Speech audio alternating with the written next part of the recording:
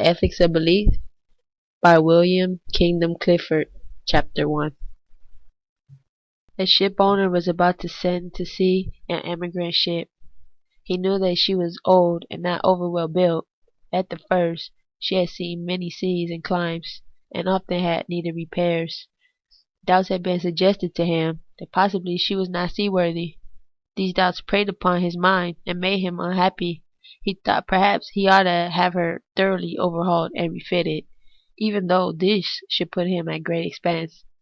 Before the ship sailed, however, he succeeded in overcoming these melancholy reflections. He said to himself that she had gone safely through so many voyages and had weathered so many storms that it was idle to suppose she would not come home safely from this trip also. He would put his trust in Providence, which could hardly fail to protect all these unhappy families that were leaving their fatherland to seek better times elsewhere. He would dismiss from his mind all ungenerous suspicions about the honesty of builders and contractors. In such ways he acquired a sincere and comfortable conviction that his vessel was thoroughly safe and seaworthy. He watched her depart with a light heart and benevolent wishes for the success of the exiles in their strange new home that was to be, and he got his insurance money when she went down in mid-ocean and told no tales. What shall we say of him? Surely this, that he was very guilty of the death of those men. It is admitted that he did sincerely believe in the soundness of his ship, but the sincerity of his conviction can in no wise help him, because he had no right to believe on such evidence as was before him. He had acquired his belief by honestly earning it in patient investigation, but by stifling his doubts. And although in the end he may have felt so sure about it that he could not think otherwise, yet as much he had knowingly and willingly worked himself into that frame of mind, and he must be held responsible for it. Let us alter the case a little, and suppose that the ship was not unsound after all, that she had made her voyage safely, and many others after it. Will that diminish the guilt of her owner? Not one jot. When an action is once done, whether it's right or wrong, it's forever. No accidental failure of its good or evil fruits can possibly alter that. The man would have not been innocent, he would have only not been found out. The question of right or wrong has to do with the origin of his belief, not the matter of it, not what it was, but how he got it, not whether it turned out to be true or false, but whether he had a right to believe on such evidence as was before him. There was once an island in which some of the inhabitants professed a religion teaching neither the doctrine of original sin nor that of eternal punishment. A suspicion got abroad that the professors of this religion had made unfair use of means to get their doctrines taught to children. They were accused of wresting the laws of their country in such a way as to remove children from the care of their natural and legal guardians, and even stealing them away and keeping them concealed from their friends and relations. A certain number of men formed themselves into a society for the purpose of agitating the public about this matter. They published grave accusations against individual citizens of the highest position and character, and did all in their power to injure these citizens in their exercise of their professions. So great was the noise they made that a commission was appointed to investigate the facts. But after the commission had carefully inquired into all the evidence that could be got, it appeared that the accused were innocent. Not only had they been accused of insufficient evidence, but the evidence of their innocence was such as the agitators might have easily obtained, had they made an attempt to a fair inquiry. After these disclosures, the inhabitants of the country looked upon the members of the agitating society not only as persons whose judgment was to be distrusted, but also no longer to be counted as honorable men. For although they had sincerely and conscientiously believed in the charges they had made, yet they had no right to believe such evidence as was before them. Their sincere convictions, instead of being honestly earned by patient inquiry, were stolen by listening to the voice of prejudice and passion. Let us also vary this case, and suppose other things remaining as before, that a more still accurate investigation proved the accused to have been really guilty. Would this have made any difference in the guilt of the accusers? Clearly not. The question is not whether their belief was true or false, but whether they entertained it on wrong grounds. They would no doubt say, "Now, you see we were right after all. Next time perhaps you will believe us." And they might be believed, but they would not thereby become honorable men. They will not be innocent, they will only not be found out. Every one of them, if he chose to examine himself in thorough conscience, would see that he had acquired and nourished a belief, that he had no right to believe on such evidence as was before him, and therein would know he had done a wrong thing. It may be said, however, that in both these supposed cases it was not the belief which is to be judged wrong, but the action following upon it. The ship owner might say, "I am perfectly certain that my ship is sound, but I still feel it my duty to have her examined before trusting the lives of so many people to her."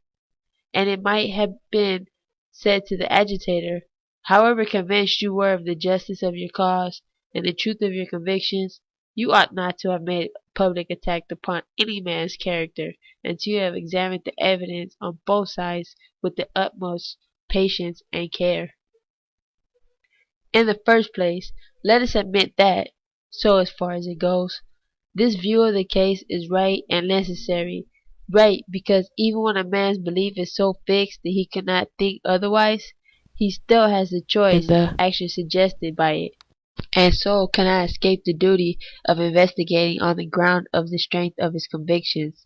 And necessary, because those who are not yet capable of controlling their feelings and thoughts must have a plan, rule dealing with overt acts. But this being premised is necessary, it becomes clear that it is not sufficient, and that our previous judgment is required to supplement it. For it is not possible to so sever the belief of the action it suggests to condemn the one without condemning the other. No man holding a strong belief on one side of a question, or even wishing to hold a belief on one side, can investigate with such a fairness and completeness as if he were really in doubt and unbiased, so that the existence of a belief not founded on a fair inquiry unfits a man for the performance of this necessary duty. Nor is that truly a belief at all which has not some influence upon the actions of him who holds it. He who truly believes that which prompts him to an action has looked upon the action to lust after it. He has committed it already in his heart. If a belief is not realized immediately in open deeds, it is stored up for the guidance of the future. It goes to make a part of that aggregate of beliefs which is the link between sensation and action at every moment of our lives, and which is so organized and compacted together that no part of it can be isolated from the rest, but every new addition modifies the structure of the whole. No real belief, however stifling and fragmentary may it seem, is ever truly insignificant. It prepares us to receive more of its like, confirms those which resembled it before, and weakens others. And so gradually it lays stealthily trained in our innermost thoughts, which may some day explode into overt action and leave its stamp upon our character forever. And no one man's belief is in any case a private matter which concerns himself alone. Our lives are guided by that general conception of the course of things which has been created by society for social purposes. Our words, our phrases, our forms and processes and modes of thought are common property, fashioned imperfectly from age to age, an heirloom which every succeeding generation inherits as a precious deposit and a sacred trust to be handed on to the next one. Not unchanged, but enlarged and purified with some clear marks of its proper handiwork. Into this, for good or ill, is woven every belief of every man who has speech of his fellows. An awful privilege, an awful responsibility. We should help to create the world in which we prosperously will live. In the two supposed cases which have been considered, it has been judged wrong to believe on insufficient evidence, or to nourish belief by suppressing doubts and avoiding investigation. The reason of this judgment is not far to seek. It is in that both cases the belief held by one man was of great importance to other men. But forasmuch as no belief held by one man, however seemingly trivial the belief, and however obscure the believer, is ever actually insignificant or without effect on his fate of mankind, we have no choice but to extend our judgment to all cases of belief whatever. Belief, that sacred faculty which prompts the decisions of our will, and knits into harmonious working all the compacted energies of our being, is ours, not for ourselves, but for humanity. It is rightly used on truths which have been established by long experience and waiting toil, and which have stood in the fierce light of free and fearless questioning. Then it helps men together and strengthen and direct their common action. It is desecrated when given to unproved and unquestioned statements for the solace and private pleasure of the believer, to add a tinsel splendor to the plain, straight road of our life and display a bright mirage beyond it, or even to drown the common sorrows of our kind by a self-deception which allows them not only to cast down, but also to degrade us. Whosoever deserve well of his fellows in this matter will guard the purity of his beliefs with a very fanatism of jealous care, lest at any time it should rest on an unworthy object, and catch a stain which can never be wiped away. It is not only the leader of men, statesman, philosopher, or poet that owes this bounden duty to mankind. Every rustic who delivers in the village alehouse his slow, infrequent sentences may help kill or keep alive the fatal superstitions which clog his race. Every hard-worked wife of an artisan may transmit her children's beliefs, which shall knit society together or rend it in pieces. No simplicity of mind, no obscurity of station can escape the universal duty of questioning all that we believe. It is true that this is a duty that is a hard one, and the doubt which comes out of it is often a bitter thing. It leaves us bare and powerless where we thought we were safe and strong. To know all about anything is to know how to deal with it under all circumstances. We feel much happier and more secure when we know precisely what to do, no matter what happens.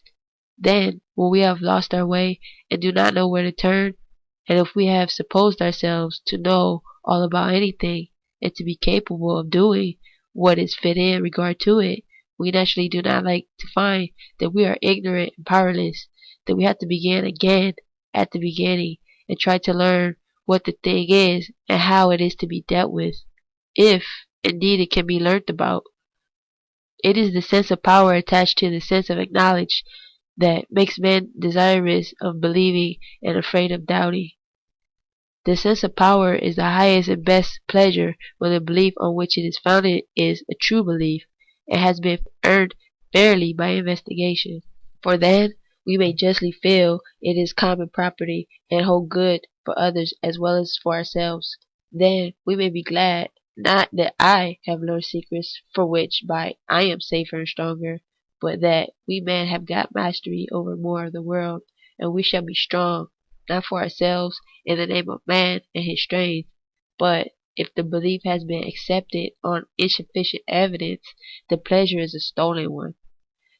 Not only does it deceive ourselves by giving us a sense of power which we do not really possess, but it is sinful because it is stolen in defiance of our duty to mankind. That duty is to guard ourselves from such beliefs as pestilence, which may surely master our own body, then spread to the rest of the town. What would be thought of one who, for the sake of sweet fruit, should deliberately run the risk of delivering a plague upon his family and neighbors? And, as in other cases, it is not only the risk which has to be considered, for a bad action is always bad at the time when it is done, no matter what happens afterward. Every time we let ourselves believe for unworthy reasons, we weaken our powers of self-control, of doubting, of judicially and fairly weighing evidence. We all suffer severely enough from the maintenance and support of false beliefs, and the fatally wrong actions which they lead to, and the evil born when one such belief is entertained great and wide. But A greater and wider evil arises when a credulous character is maintained and supported, a habit of believing unworthy reasons, and is fostered and made permanent. If I steal money from any person, there may be no harm done from the mere transfer of possession. He may not feel the loss, or it may prevent him from using the money badly, but I cannot help doing this great thing towards man, that I make myself dishonest. What hurts society is not that for which it should lose its property, but that it should become den of thieves, for then it must cease to be society.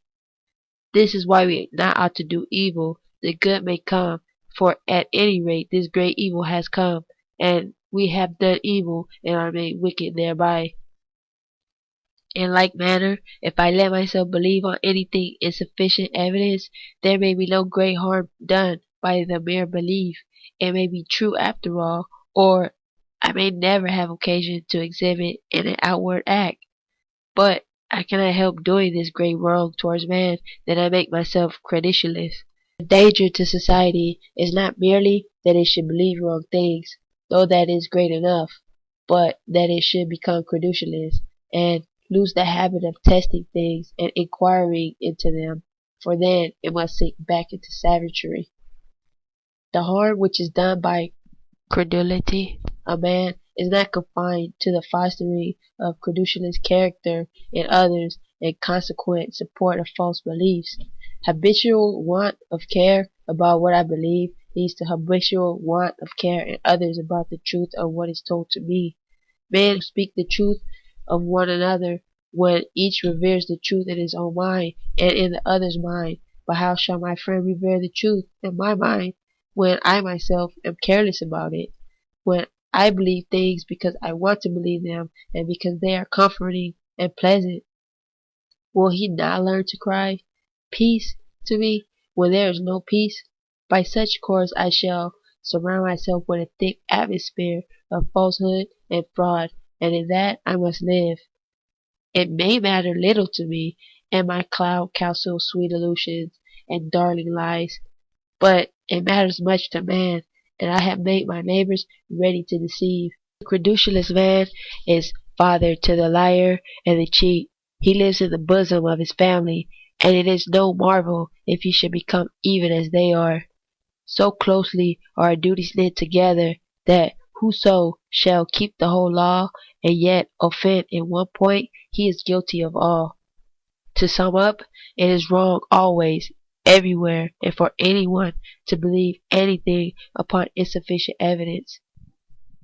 If a man, holding a belief which he was taught in childhood, or persuaded of afterwards, keeps down and pushes away any doubts which arouse about it in his mind, purposely avoids the reading of books and the company of men that call into question or discuss it, and regards as impious those questions which cannot be easily asked without disturbing it, the life of that man is one long sin against mankind. If this judgment seems harsh when applied to those simple souls who have never known better, who have been brought up from the cradle with the horror of doubt, and taught that their eternal welfare depends on what they believe, then it leads to a very serious question: who have made Israel to sin? It may be permitted to me to fortify this judgment with the sentence of Milton: a man may be heretic in the truth, and if he believes things that only his pastor says so, or the assembly so determined, without knowing other reason, though his belief be true, yet the very truth he holds becomes his heresy. And with this famous aphorism of Coleridge: he who begins by loving Christianity better than truth will proceed by loving his own sect or church better than Christianity, and loving himself better than all. Inquiry into the evidence of a doctrine is not to be made once for all, and then be taken as finally settled. It is never lawful to stifle a doubt, for either it can be honestly answered by means of the inquiry already made, or else it proves the inquiry was not complete. But, says one, I am a busy man. I have no time for the long course of study which would be necessary to make me in any degree a competent judge of certain questions, or even to understand the nature of the arguments. Then he shall have no time to believe. End of chapter.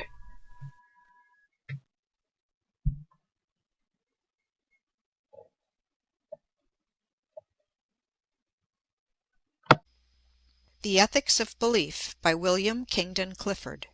Chapter 2. The Weight of Authority. Are we then to become universal skeptics, doubting everything, afraid always to put one foot before the other until we have personally tested the firmness of the road?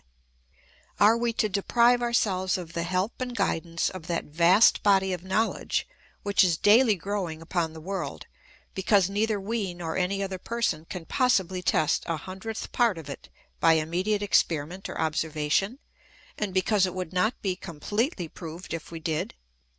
Shall we steal and tell lies because we have had no personal experience wide enough to justify the belief that it is wrong to do so?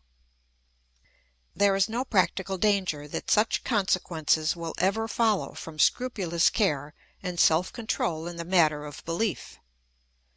Those men who have most nearly done their duty in this respect have found that certain great principles, and these most fitted for the guidance of life, have stood out more and more clearly in proportion to the care and honesty with which they were tested, and have acquired in this way a practical certainty.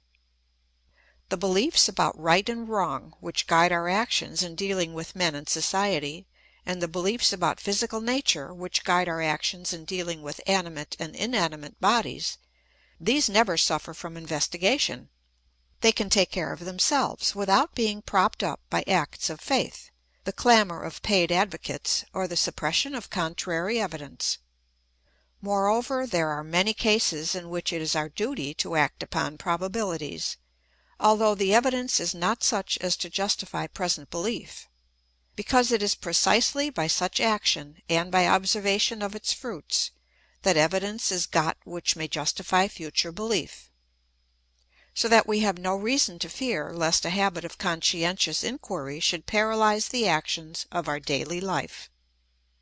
But because it is not enough to say it is wrong to believe on unworthy evidence, without saying also what evidence is worthy, we shall now go on to inquire under what circumstances it is lawful to believe on the testimony of others. And then, further, we shall inquire more generally when and why we may believe that which goes beyond our own experience, or even beyond the experience of mankind. In what cases, then, let us ask in the first place, is the testimony of a man unworthy of belief? He may say that which is untrue either knowingly or unknowingly. In the first case he is lying, and his moral character is to blame.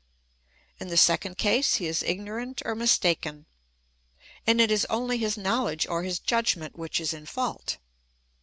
In order that we may have the right to accept his testimony as ground for believing what he says, we must have reasonable grounds for trusting his veracity, that he is really trying to speak the truth so far as he knows it; his knowledge, that he has had opportunities of knowing the truth about this matter; and his judgment, that he has made proper use of those opportunities in coming to the conclusion which he affirms.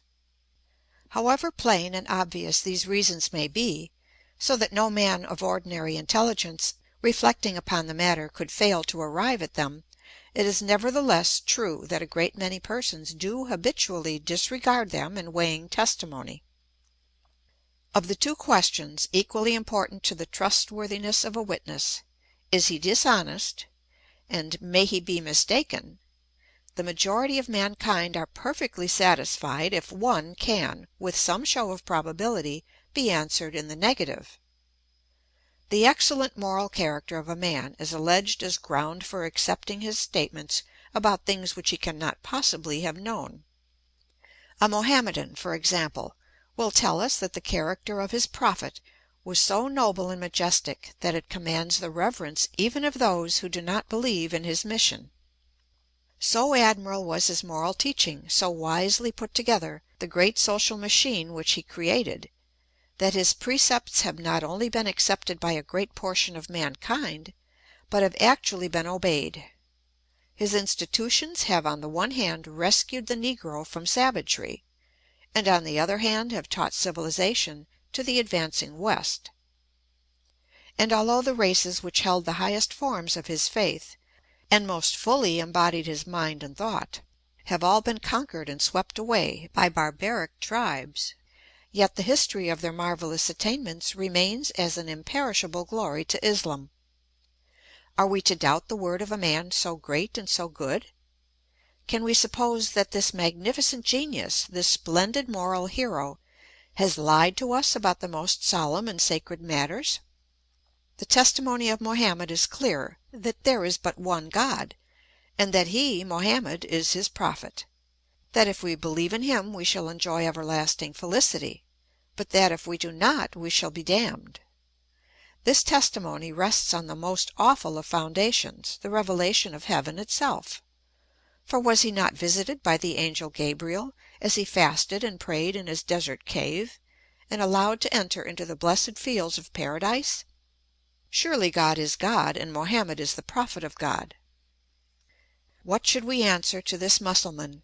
First, no doubt, we should be tempted to take exception against his view of the character of the prophet and the uniformly beneficial influence of Islam. Before we could go with him altogether in these matters, it might seem that we should have to forget many terrible things of which we have heard or read. But if we chose to grant him all these assumptions, for the sake of argument, and because it is difficult both for the faithful and for infidels to discuss them fairly and without passion, still we should have something to say which takes away the ground of his belief, and therefore shows that it is wrong to entertain it. Namely this: the character of Mohammed is excellent evidence that he was honest and spoke the truth, so far as he knew it. But it is no evidence at all that he knew what the truth was. What means could he have of knowing that the form which appeared to him to be the angel Gabriel was not a hallucination, and that his apparent visit to paradise was not a dream?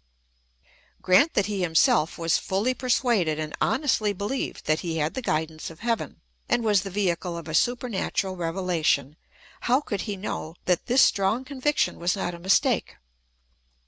Let us put ourselves in his place. We shall find that the more completely we endeavor to realize what passed through his mind, the more clearly we shall perceive that the prophet could have had no adequate ground for the belief in his own inspiration. It is most probable that he himself never doubted of the matter, or thought of asking the question. But we are in the position of those to whom the question has been asked, and who are bound to answer it. It is known to medical observers that solitude and want of food are powerful means of producing delusion and of fostering a tendency to mental disease. Let us suppose, then, that I, like Mohammed, go into desert places to fast and pray. What things can happen to me which will give me the right to believe that I am divinely inspired? Suppose that I get information, apparently from a celestial visitor, which upon being tested is found to be correct. I cannot be sure, in the first place, that the celestial visitor is not a figment of my own mind, and that the information did not come to me, unknown at the time to my consciousness, through some subtle channel of sense. But if my visitor were a real visitor, and for a long time gave me information which was found to be trustworthy, this would indeed be good ground for trusting him in the future as to such matters as fall within human powers of verification.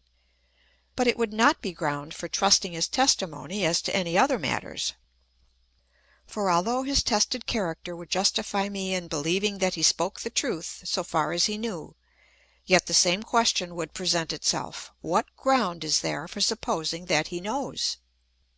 Even if my supposed visitor had given me such information, subsequently verified by me, as proved him to have means of knowledge about verifiable matters far exceeding my own, this would not justify me in believing what he said about matters that are not at present capable of verification by man. It would be ground for interesting conjecture, and for the hope that, as the fruit of our patient inquiry, we might by and by attain to such a means of verification as should rightly turn conjecture into belief.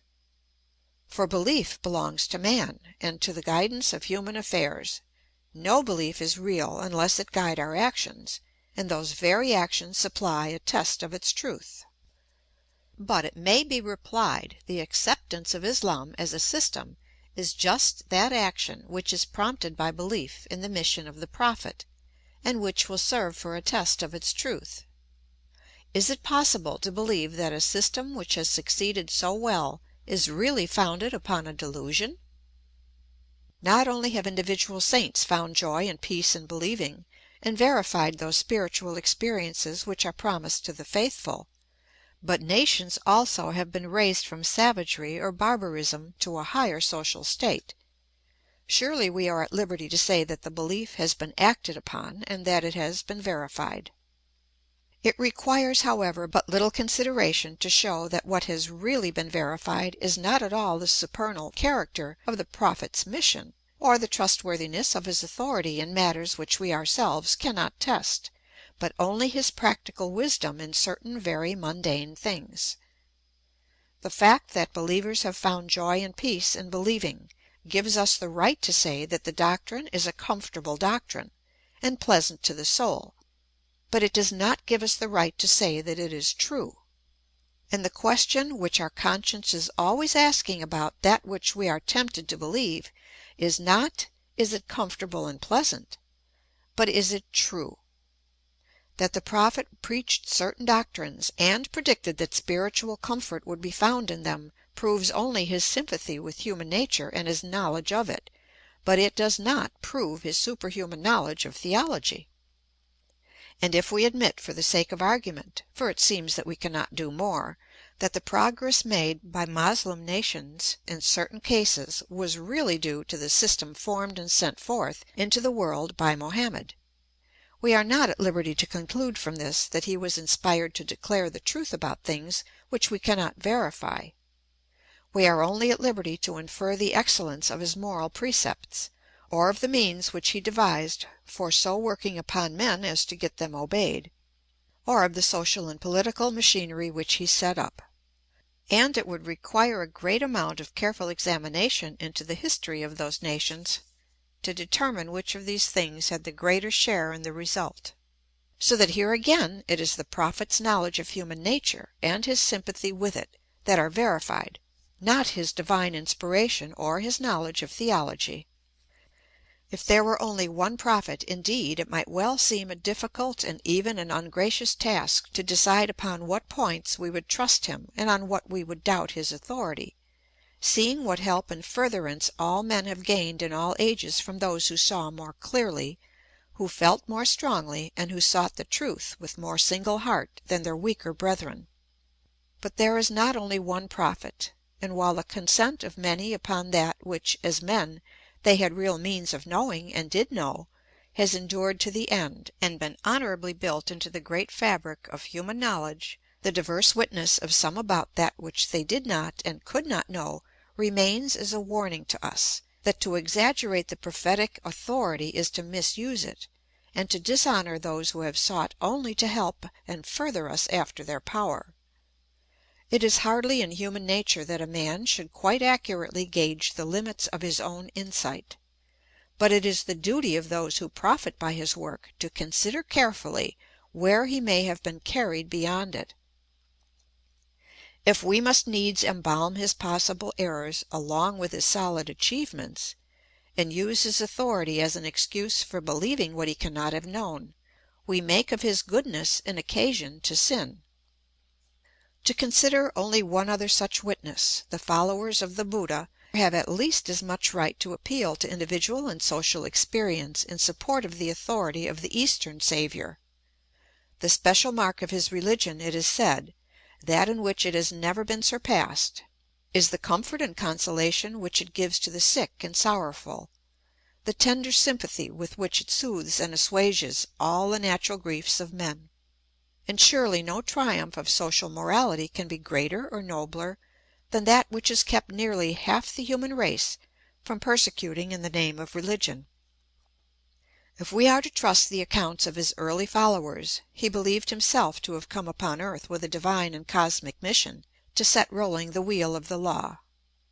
Being a prince, he divested himself of his kingdom, and of his free will became acquainted with misery, that he might learn how to meet and subdue it. Could such a man speak falsely about solemn things? And as for his knowledge, was he not a man miraculous with powers more than man's? He was born of woman without the help of man. He rose into the air and was transfigured before his kinsmen. At last he went up bodily into heaven from the top of Adam's peak. Is not his word to be believed in when he testifies of heavenly things? If there were only he and no other with such claims! But there is Mohammed with his testimony. We cannot choose but listen to them both. The Prophet tells us that there is one God, and that we shall live forever in joy or misery, according as we believe in the Prophet or not. The Buddha says that there is no God, and that we shall be annihilated by and by if we are good enough. Both cannot be infallibly inspired. One or other must have been the victim of a delusion, and thought he knew that which he really did not know. Who shall dare to say which, and how can we justify ourselves in believing that the other was not also deluded? We are led, then, to these judgments following. The goodness and greatness of a man do not justify us in accepting a belief upon the warrant of his authority, unless there are reasonable grounds for supposing that he knew the truth of what he was saying. And there can be no grounds for supposing that a man knows that which we, without ceasing to be men, could not be supposed to verify. If a chemist tells me, who am no chemist, that a certain substance can be made by putting together other substances in certain proportions and subjecting them to a known process, I am quite justified in believing this upon his authority, unless I know anything against his character or his judgment. For his professional training is one which tends to encourage veracity and the honest pursuit of truth, and to produce a dislike of hasty conclusions and slovenly investigation. And I have reasonable ground for supposing that he knows the truth of what he is saying, for although I am no chemist, I can be made to understand so much of the methods and processes of the science as makes it conceivable to me that, without ceasing to be man, I might verify the statement. I may never actually verify it, or even see any experiment which goes towards verifying it, but still I have quite reason enough to justify me in believing that the verification is within the reach of human appliances and powers, and in particular that it has been actually performed by my informant. His result, the belief to which he has been led by his inquiries, is valid not only for himself but for others. It is watched and tested by those who are working in the same ground, and who know that no greater service can be rendered to science than the purification of accepted results from the errors which may have crept into them. It is in this way that the result becomes common property, a right object of belief, which is a social affair and matter of public business. Thus it is to be observed that his authority is valid because there are those who question it and verify it, that it is precisely this process of examining and purifying that keeps alive among investigators the love of that which shall stand all possible tests, the sense of public responsibility as of those whose work, if well done, shall remain as the enduring heritage of mankind. But if my chemist tells me that an atom of oxygen has existed unaltered in weight and rate of vibration throughout all time, I have no right to believe this on his authority, for it is a thing which he cannot know without ceasing to be man. He may quite honestly believe that this statement is a fair inference from his experiments, but in that case his judgment is at fault. A very simple consideration of the character of experiments would show him that they never can lead to results of such a kind, that being themselves only approximate and limited, they cannot give us knowledge which is exact and universal. No eminence of character and genius can give a man authority enough to justify us in believing him when he makes statements implying exact or universal knowledge. Again, an Arctic explorer may tell us that in a given latitude and longitude he has experienced such and such a degree of cold, that the sea was of such a depth and the ice of such a character. We should be quite right to believe him in the absence of any stain upon his veracity. It is conceivable that we might, without ceasing to be men, go there and verify his statement. It can be tested by the witness of his companions, and there is adequate ground for supposing that he knows the truth of what he is saying.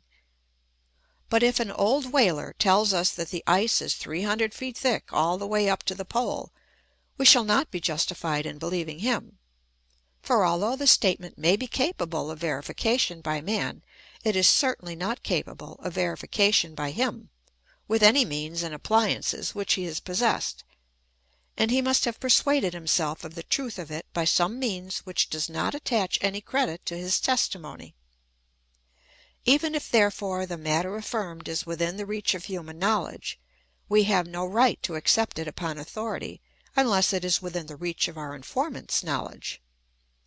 What shall we say of that authority, more venerable and august than any individual witness, the time-honored tradition of the human race? An atmosphere of beliefs and conceptions has been formed by the labors and struggles of our forefathers, which enables us to breathe amid the various and complex circumstances of our life. It is around and about us and within us. We cannot think except in the forms and processes of thought which it supplies. Is it possible to doubt and to test it? And if possible, is it right?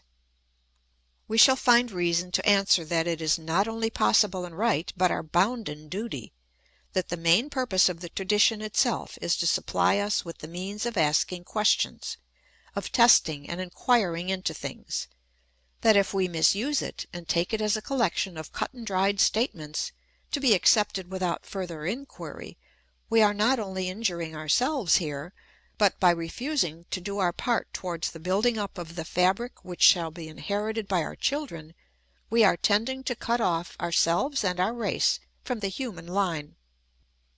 Let us first take care to distinguish a kind of tradition which especially requires to be examined and called in question, because it especially shrinks from inquiry. Suppose that a medicine man in Central Africa tells his tribe that a certain powerful medicine in his tent will be propitiated if they kill their cattle, and that the tribe believe him. Whether the medicine was propitiated or not, there are no means of verifying, but the cattle are gone.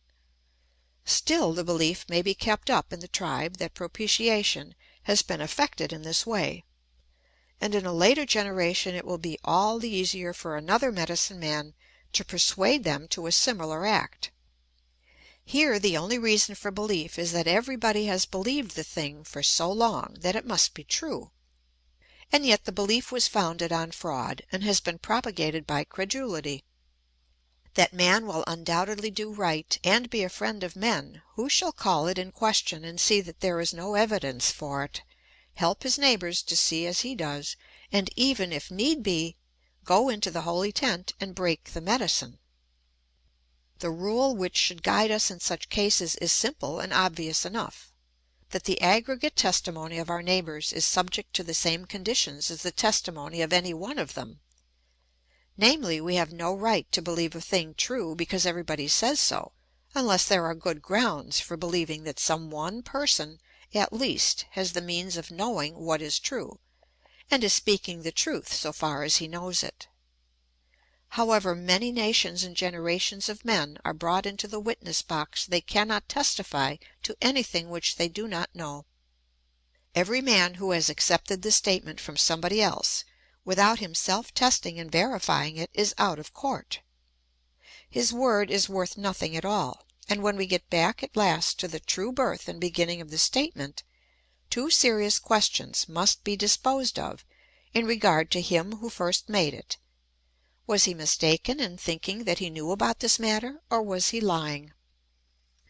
This last question is unfortunately a very actual and practical one even to us at this day and in this country. We have no occasion to go to La Salette, or to Central Africa, or to Lourdes, for examples of immoral and debasing superstition. It is only too possible for a child to grow up in London surrounded by an atmosphere of beliefs fit only for the savage, which have in our own time been founded in fraud and propagated by credulity. Laying aside, then, such tradition as is handed on without testing by successive generations, let us consider that which is truly built up out of the common experience of mankind. This great fabric is for the guidance of our thoughts, and through them of our actions, both in the moral and in the material world. In the moral world, for example, it gives us the conceptions of right in general, of justice, of truth, of beneficence, and the like. These are given as conceptions, not as statements or propositions. They answer to certain definite instincts which are certainly within us, however they came there. That it is right to be beneficent is matter of immediate personal experience, for when a man retires within himself and there finds something wider and more lasting than his solitary personality, which says, "I want to do right," as well as "I want to do good to man," he can verify by direct observation that one instinct is founded upon and agrees fully with the other. And it is his duty so to verify this and all similar statements. The tradition says also, at a definite place and time, that such and such actions are just, or true, or beneficent. For all such rules a further inquiry is necessary, since they are sometimes established by an authority other than that of the moral sense founded on experience. Until recently the moral tradition of our own country, and indeed of all Europe, taught that it was beneficent to give money indiscriminately to beggars. But the questioning of this rule and investigation into it led men to see that true beneficence is that which helps a man to do the work which he is most fitted for, not that which keeps and encourages him in idleness, and that to neglect this distinction in the present is to prepare pauperism and misery for the future. By this testing and discussion not only has practice been purified and made more beneficent, but the very conception of beneficence has been made wider and wiser. Now here the great social heirloom consists of two parts: the instinct of beneficence, which makes a certain side of our nature, when predominant, wish to do good to men, and the intellectual conception of beneficence, which we can compare with any proposed course of conduct and ask, is this beneficent or not? By the continual asking and answering of such questions, the conception grows in breadth and distinctness, and the instinct becomes strengthened and purified. It appears then that the great use of the conception, the intellectual part of the heirloom, is to enable us to ask questions; that it grows and is kept straight by means of these questions; and if we do not use it for that purpose we shall gradually lose it altogether, and be left with a mere code of regulations which cannot rightly be called morality at all. Such considerations apply even more obviously and clearly, if possible, to the store of beliefs and conceptions which our fathers have amassed for us in respect of the material world. We are ready to laugh at the rule of thumb of the Australian who continues to tie his hatchet to the side of the handle, although the Birmingham fitter has made a hole on purpose for him to put the handle in. His people have tied up hatchets so for ages. Who is he that he should set himself up against their wisdom? He has sunk so low that he cannot do what some of them must have done in the far distant past, call in question an established usage, and invent or learn something better. Yet here in the dim beginning of knowledge, where science and art are one, we find only the same simple rule which applies to the highest and deepest growths of that cosmic tree, to its loftiest flower-tipped branches, as well as to the profoundest of its hidden roots. The rule, namely, that what is stored up and handed down to us is rightly used by those who act as the makers acted when they stored it up, those who use it to ask further questions, to examine, to investigate, who try honestly and solemnly to find out what is the right way of looking at things and of dealing with them. "A question rightly asked is already half answered," said Jacobi. We may add that the method of solution is the other half of the answer, and that the actual result counts for nothing by the side of these two. For an example, let us go to the telegraph, where theory and practice, grown each to years of discretion, are marvelously wedded for the fruitful service of men. Ohm found that the strength of an electric current is directly proportional to the strength of the battery which produces it, and inversely as the length of the wire along which it has to travel. This is called Ohm's law, but the result, regarded as a statement to be believed, is not the valuable part of it. The first half of the question, what relation holds good between these quantities? So put, the question involves already the conception of strength of current and of strength of battery as quantities to be measured and compared. It hints clearly that these are the things to be attended to in the study of electric currents. The second half is the method of investigation, how to measure these quantities, what instruments are required for the experiment, and how are they to be used. The student who begins to learn about electricity is not asked to believe in Ohm's law. He is made to understand the question, he is placed before the apparatus, and he is taught to verify it.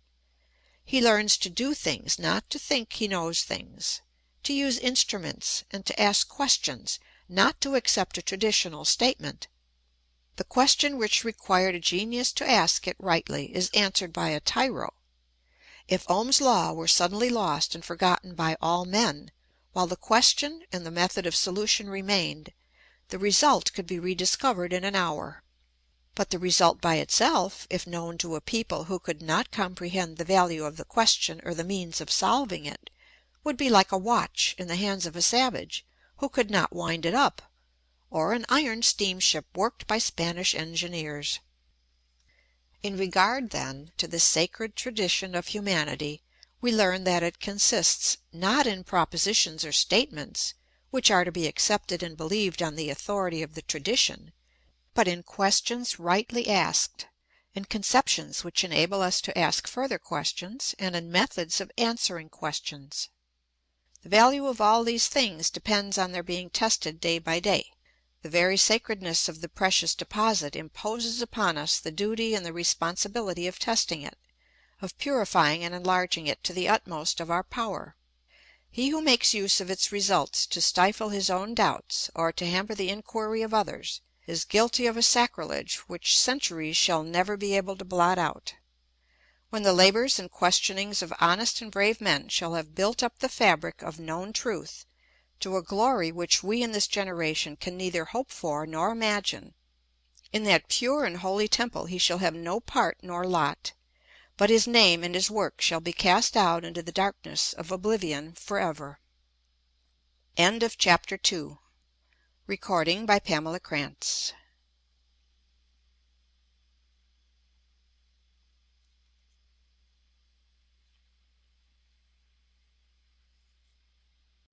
The Ethics of Belief by William Kingdon Clifford. Chapter 3. The Limits of Inference. The question in what cases we may believe that which goes beyond our experience is a very large and delicate one, extending to the whole range of scientific method, and requiring a considerable increase in the application of it before it can be answered with anything approaching to completeness. But one rule, lying on the threshold of the subject, of extreme simplicity and vast practical importance, may here be touched upon and shortly laid down. A little reflection will show us that every belief, even the simplest and most fundamental, goes beyond experience when regarded as a guide to our actions. A burnt child dreads the fire because it believes that the fire will burn it today, just as it did yesterday. But this belief goes beyond experience, and assumes that the unknown fire of today is like the known fire of yesterday. Even the belief that the child was burnt yesterday goes beyond present experience, which contains only the memory of a burning, and not the burning itself. It assumes, therefore, that this memory is trustworthy, although we know that a memory may often be mistaken. But if it is to be used as a guide to action, as a hint of what the future is to be, it must assume something about that future, namely, that it will be consistent with the supposition that the burning really took place yesterday, which is going beyond experience. Even the fundamental I am, which cannot be doubted, is no guide to action until it takes to itself I shall be, which goes beyond experience. The question is not, therefore, may we believe what goes beyond experience? For this is involved in the very nature of belief. But how far and in what manner may we add to our experience in forming our beliefs? And an answer of utter simplicity and universality is suggested by the example we have taken. A burnt child dreads the fire. We may go beyond experience by assuming that what we do not know is like what we do know. Or, in other words, we may add to our experience on the assumption of a uniformity in nature. What this uniformity precisely is, how we grow in the knowledge of it from generation to generation, these are questions which for the present we lay aside, being content to examine two instances which may serve to make plainer the nature of the rule. From certain observations made with the spectroscope, we infer the existence of hydrogen in the sun. By looking into the spectroscope when the sun is shining on its slit, we see certain definite bright lines. And experiments made upon bodies on the earth have taught us that when these bright lines are seen, hydrogen is the source of them. We assume then that the unknown bright lines in the sun are like the known bright lines of the laboratory, and that hydrogen in the sun behaves as hydrogen under similar circumstances would behave on the earth. But are we not trusting our spectroscope too much? Surely, having found it to be trustworthy for terrestrial substances, where its statements can be verified by man, we are justified in accepting its testimony in other like cases, but not when it gives us information about things in the sun, where its testimony cannot be directly verified by man? Certainly we want to know a little more before this inference can be justified, and fortunately we do know this. The spectroscope testifies to exactly the same thing in the two cases, namely, that light vibrations of a certain rate are being sent through it. Its construction is such that if it were wrong about this in one case, it would be wrong in the other. When we come to look into the matter, we find that we have really assumed the matter of the sun to be like the matter of the earth, made up of a certain number of distinct substances, and that each of these, when very hot, has a distinct rate of vibration, by which it may be recognized and singled out from the rest. But this is the kind of assumption which we are justified in using when we add to our experience. It is an assumption of uniformity in nature, and can only be checked by comparison with many similar assumptions which we have to make in other such cases. But is this a true belief of the existence of hydrogen in the sun? Can it help in the right guidance of human action? Certainly not, if it is accepted on unworthy grounds, and without some understanding of the process by which it is got at. But when this process is taken in as the ground of the belief, it becomes a very serious and practical matter. For if there is no hydrogen in the sun, the spectroscope, that is to say, the measurement of rates of vibration, must be an uncertain guide in recognizing different substances, and consequently it ought not to be used in chemical analysis, in assaying, for example, to the great saving of time, trouble, and money.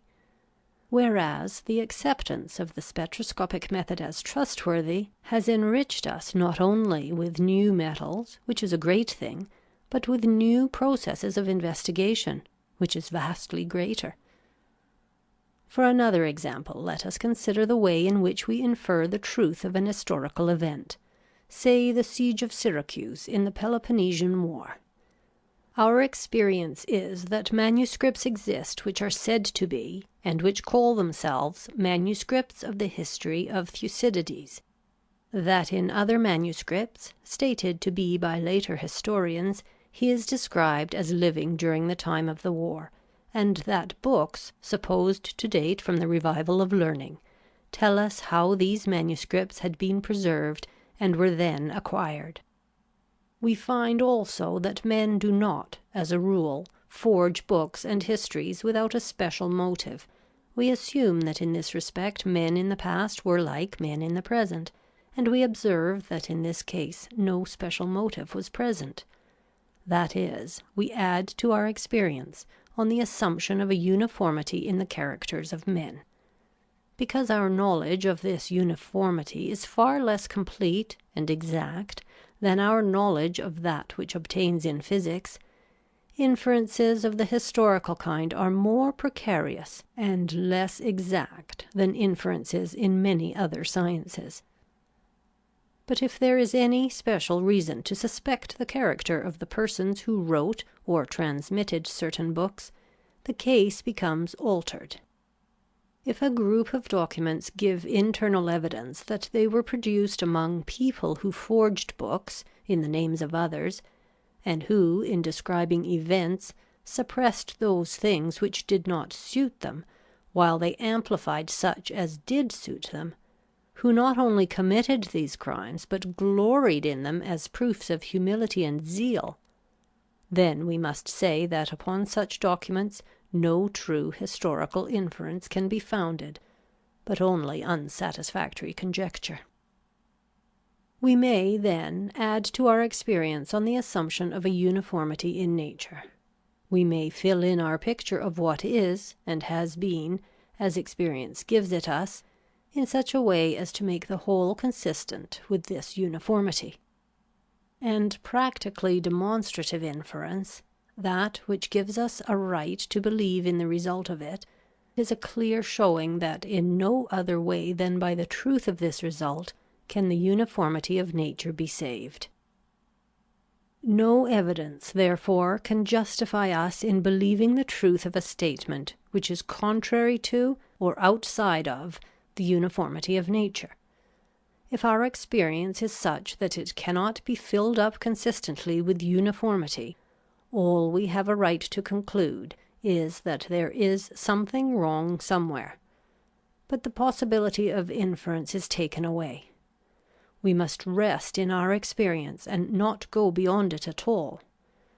If an event really happened which was not a part of the uniformity of nature, it would have two properties. No evidence could give the right to believe it to any except those whose actual experience it was, and no inference worthy of belief could be founded upon it at all. Are we then bound to believe that nature is absolutely and universally uniform? Certainly not. We have no right to believe anything of this kind.